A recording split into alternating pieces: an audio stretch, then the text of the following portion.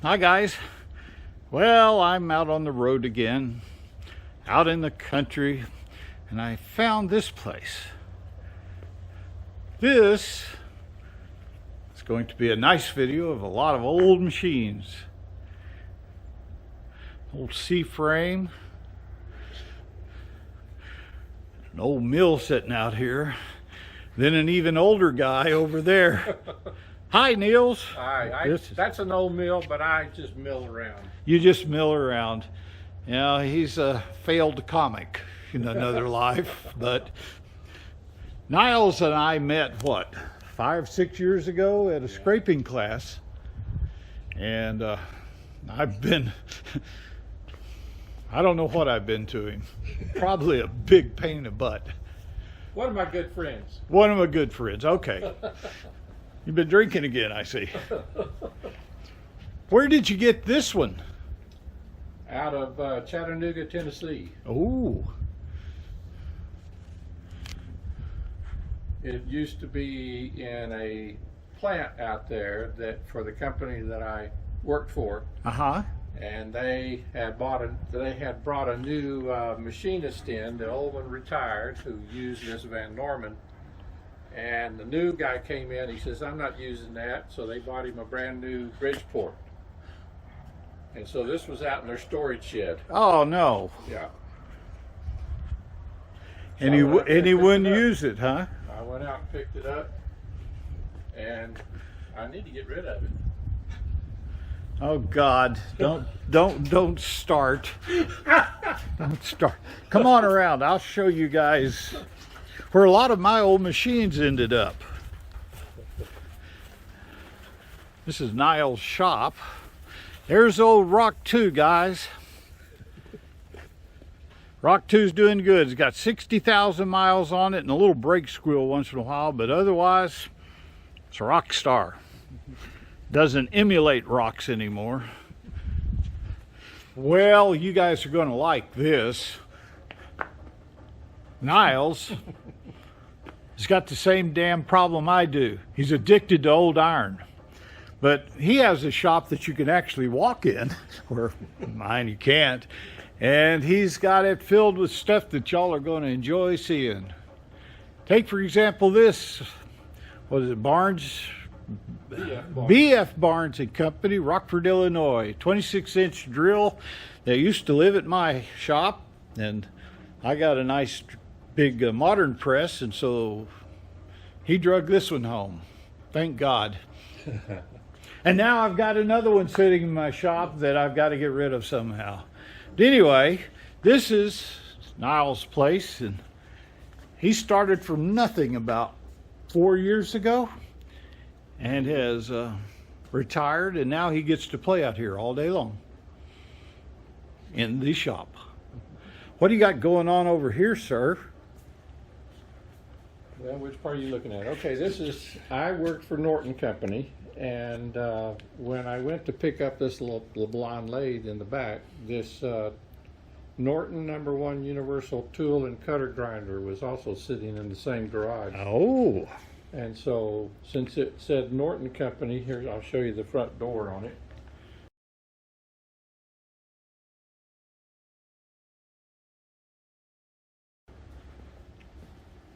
It allowed me to do more research on it. But here's the door on it. It clearly says Norton Company, Worcester, Massachusetts. Should tell you went to university. It's good. So, since that was part of my... So you have torn... Is this the base of it that you're working on? That's the pedestal. And... that's a nice paint. What are you using for paint? Oh, that is just a Rust-Oleum dark gray machine paint. Well, that's a very nice color. Yeah, and you get it spray canned, so... So you rattle canned it? Yeah, I rattle canned it because I had so many different pieces to paint that it's impossible. Loading a gun up is very hard, yeah. So this was good enough for it. I like these little drawers. Yeah, little shelves in there to hold everything. Or shelves, not drawers, yeah. dummy. Yeah. I'm sorry. That's all right. That's all right. I haven't been drinking. You've been working on all the other pieces. But gone through everything, clean, bondoed it and painted it, and That's a really nice finish. yeah, it's a good paint. Rust-Oleum, rattle can. Mm-hmm. And how long does it take to dry? Well, it's very fast drying, so you have to keep the gun, the spray can The moving, gun. you know? The can going. Yeah, yeah. Well, I wish someday that I'd have time to do this. Most of my machines just get used. This is the spindle for it. Bronze Bronze bushings. bearing. And there's a procedure for tightening these things up. I have the literature on it after doing some research. This is the elevation facility to raise the grinding head up and down. This is the grinding head that the spindle goes in. And how long have you been working on this? I picked this up in June of this year, late June. And are these more of the accessories? Yeah, there's some of Tail the parts stocks for it. and- Yeah, for the centers, tail stocks for the centers. Is this part of it? Was it belt driven? That is from the Oh, BF Barnes. that's from the Yeah, BF that's Barnes. From the Barnes. Right. I was working on it before I got my hands on this other. I've got about 43 machines that are the same damn problem. You know, I don't know how it happens. But come over here. Whoa, And whoa, I'll show whoa, you. whoa, whoa, whoa, whoa. Yeah, yeah. I'm over here. I got to come over here and see what other stuff I could rummage through. You know, I was going to give you another lathe, but apparently you don't need it anymore. Here's another one. This one I was gonna. This is another Barnes. It was a pedal lathe. Very incomplete. I was going to make some furniture out of it, so maybe still do that. Use the legs, yeah. Yeah. It's a sad thing, but sometimes it's the only way they live on. Yeah. Got a little planer. Yeah, parts planer that I need to go through. It was in operation when I got it. Cool.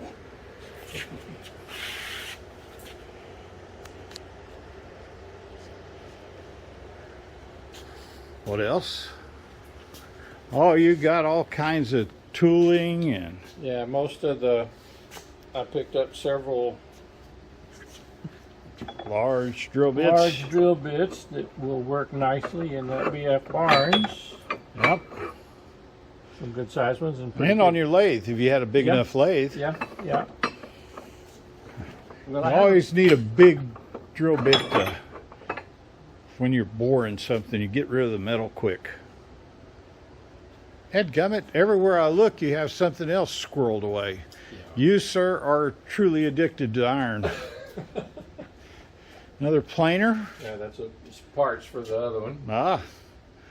And you got another lathe stuck up A here. little wood lathe that's going to go to one of the grandkids who's showing an interest in woodworking. Well, that'd be nice.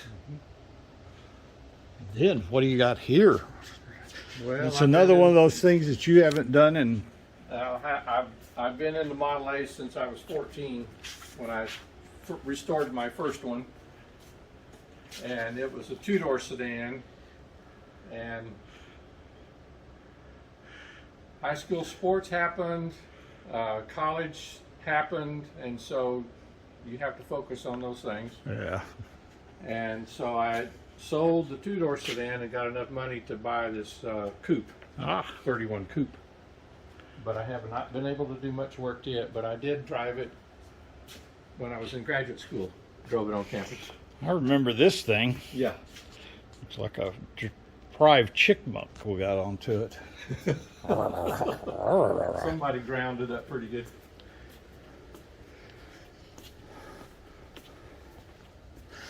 Did I tell you I have another drill press for you?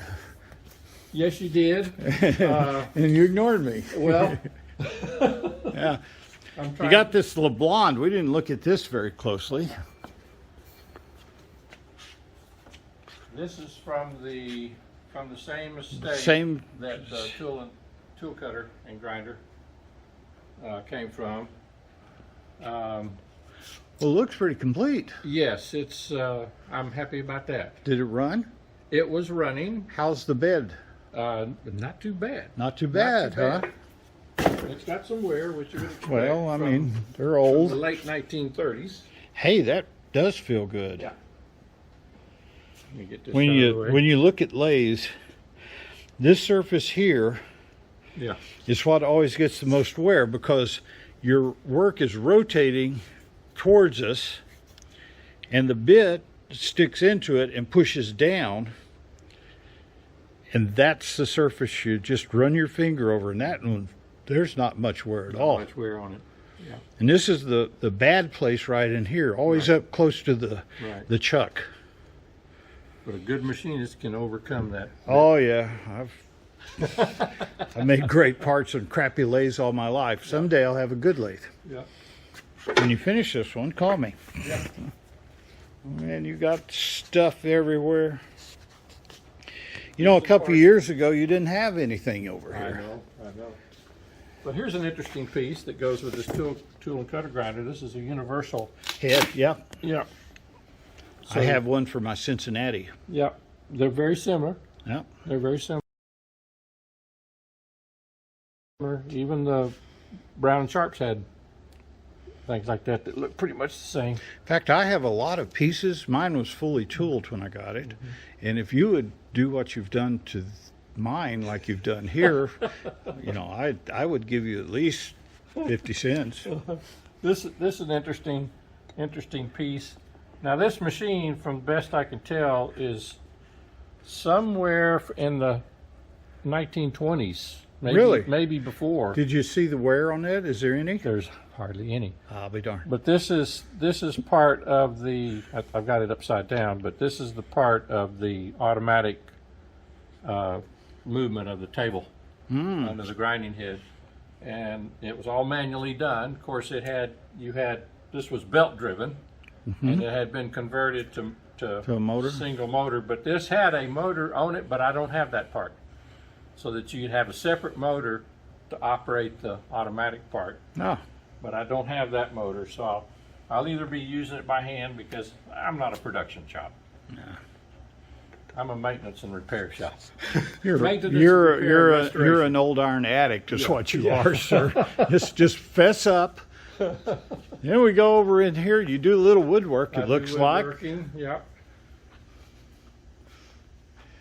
Got your saws and your wood lathes, and see, you don't need any more materials. No, I don't. Or not materials, machines. And yet we have a lot of them. I recognize old Bridgie over there. That was a Boss 5 that I had, and ripped the big cabinets off the back and converted it. And then he made his own circuit boards and everything to drive the stepper motors. And it showed up here in Bryan, Texas. And it got a paint. It got a paint job. and bondoing.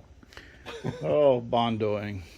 Oh, and then I recognize this. This used to be my old, and there's a few things. In fact, that machine used to be Adam Booth's. It was in Adam Booth's father and grandfather's shop.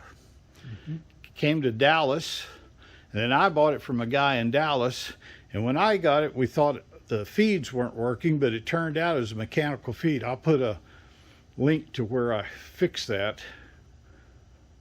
It's kind of nice buying machines that you have a little video history of. Yeah.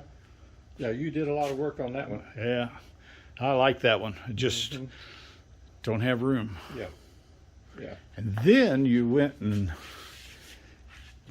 now this is a lathe after my own heart.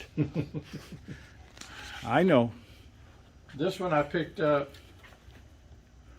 I had family living in up near Omaha, and I had a 13-inch that I was interested in, and told the guy I was coming, bringing my trailer and everything else. And I got up there, called him up, and he says, the guy that I just sold it to, I thought was you." Oh, One of and those likely stories. stories. One of those stories. So I went over, I detoured over to Des Moines and picked this thing up for little or nothing. As I remember, the bed wasn't any good, and you got a new bed for it. Well, I got a new bed, but I haven't done anything. I haven't switched it around You yet. haven't? No, I haven't done that because another tool comes into the shop, and I know. but I've been able to make. It had a busted gear in the. This is gearbox. a belt drive. There's three-speed pulley under here, and you can switch it over to the back gears. I had one of these, a heavy 10, with a shorter bed, but same cabinet and everything for 34 years. Mm-hmm. And I kick myself in the butt every time I think about it. And I sold it to get more room. Mm-hmm. They're not what I'd call an industrial machine, but you can do a lot of stuff with them. I used to do 10-inch adapters to put pipe together with. Mm-hmm. I mean, it'll work. You can only do about 30 thousandths at a time, but it's sure a heck of a lot easier taking and putting your hand over here and sliding that tailstock than I have to crank mine all over. Yeah. I love these. You did a nice job finishing it. Thank you. Huh. What else? Oh, dadgummit, everywhere I turn. So this is more serious than I thought. Yeah, that's a little Barnes, also a farm tool, power driven, and I had gotten it before I took the scraping class, and so when I went to the scraping class, I took the cross slide with me, and in the class that was my project, was to work on the cross slide while I was there at Steve's place when we had the scraping class. And I have to say, the scraping class was good, and it's what started me. That's what down screwed this you whole up. road. Yeah, I know it, buddy. I know. Well, at least you weren't like Andy. Andy shows up. I think it was the second one we ever had there. It was his second year there. He brought his whole dadgum Bridgeport. Thought we were going to scrape it in one time. Yeah. He was optimistic. And that led to, well, it's got so much wear, and they wanted $1,100 just to grind the bed. Mm-hmm. And so we're sitting there looking at each other thinking, we need a planer. Mm-hmm. That's how it starts. That's how the planer got to my shop. Yeah. And it's sitting there for 8 years now. Mm-hmm. It's my favorite tool, though. But it's a working tool. Oh, it works its butt off. Mm-hmm. Well, I don't think there's anything I could put in my pocket and leave with. Not while I'm watching. Not while I'm watching. Man, look at the floor, guys. More than 4 square feet.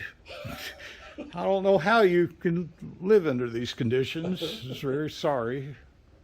You've done a nice job. You didn't have any of this when I met you. You had that old mill sitting outside the barn. Right. And you still haven't fixed it. Haven't, and I probably won't. Don? Calling Don. It's looking for a home. I know where you could get a bigger mill, Don. Uh-huh. And it was in operation before they took it out and put it out in the shed, but it's going to need some TLC. Don could do it. I got faith in him. Did we look at this? What's this behind here? Well, that's another acquisition that came out of Tennessee. It's a Cleveland #1. There's not too many of those around. Gearhead, small mill. Had cross the table slides and were driven on this machine. No parts. It's hard to get parts for those. So I can imagine. Anything you need on that to fix, you got to make it. So that's why you need other machines. That's what happened to me. That one. So what are you going to do with it? Are you going to finish it? A glorified drill press. Another one or a manual mill. Did I mention I have a drill press that you could use? I'll probably use it as a manual mill. You know, where you got something you need to whip out real quick without having to write some G code for it. And, you know that. I know that. I've got one sitting in pieces on my floor right now. And it's a process. Yeah. You know, I bought this Bridgeport. Don and I looked at it and just were slobbering all over it because it was in great shape. Oh my God. And when I got to inspecting it, it wasn't in good shape.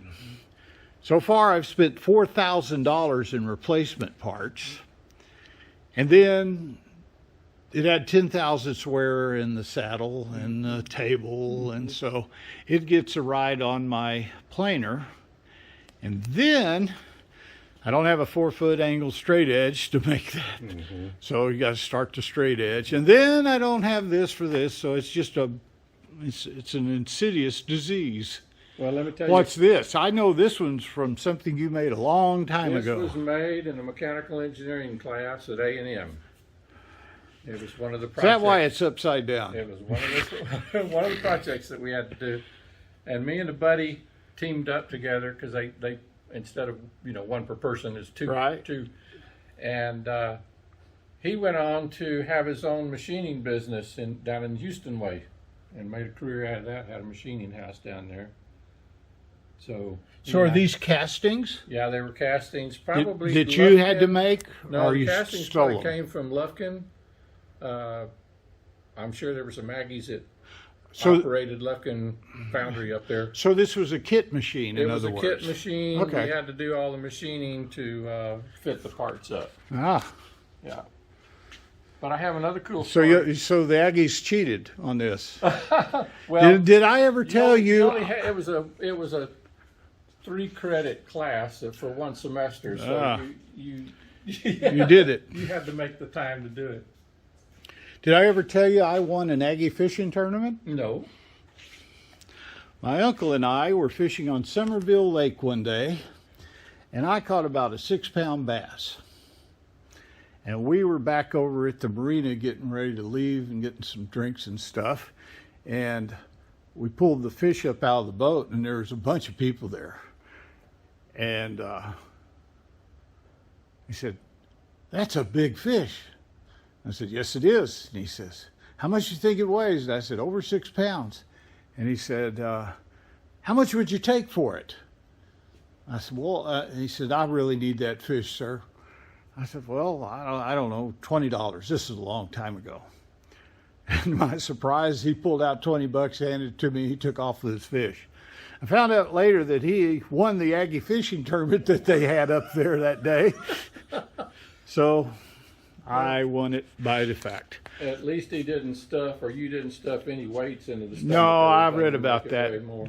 Bunch of idiots. Well, let me tell you a story on your boss over here. I didn't do it. What boss? I don't see a boss. You didn't do it, but I did. Oh, God. Well, you'll recall that you had trouble with the quick switch going in, and Yes. yeah.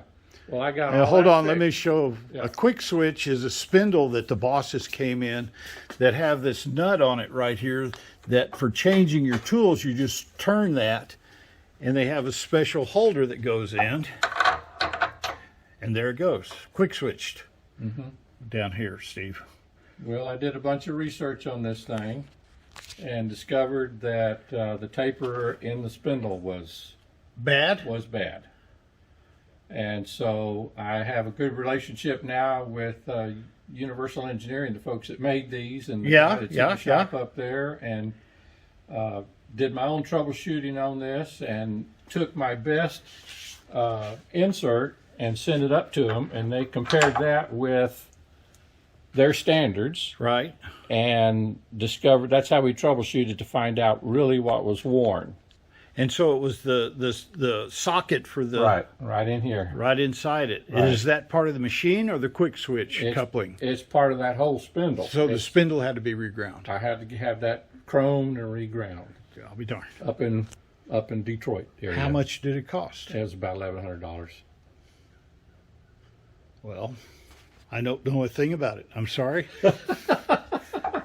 But everything, all the tools I've got, everything fits in there real good. Good. And, Well, it's nice that you can still buy stuff like. In fact, I love Bridgeport. Yeah. Because we put a lot of money into rebuilding up in here, and the head was bad. Yeah. And I turned it into a single pulley system because the motor was so bad, the shaft was bad.